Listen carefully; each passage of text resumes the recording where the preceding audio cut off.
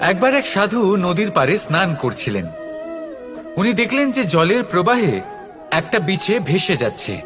তার প্রাণ বাঁচানোর জন্য উনি তাকে তুলে নদীর পাড়ে রাখার চেষ্টা করলেন, কিন্তু যেই সেই বিছেকে উনি হাতে তুললেন, সেই বিছে ওনাকে কামড়ে দিল।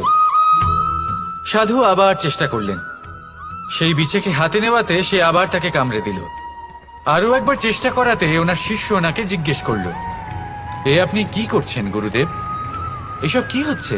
আপনি তারই প্রাণ বাঁচানোর চেষ্টা করছেন যে আপনাকে কামড়ে দিচ্ছে। গুরুদেব উত্তর দিলেন যে ও বিছে হয়েই নিজের কর্ম করছে, নিজের প্রবৃত্তি, নিজের ব্যবহার বদলাচ্ছে না। তাহলে আমি সাধু হয়ে তা কেন বদলাবো?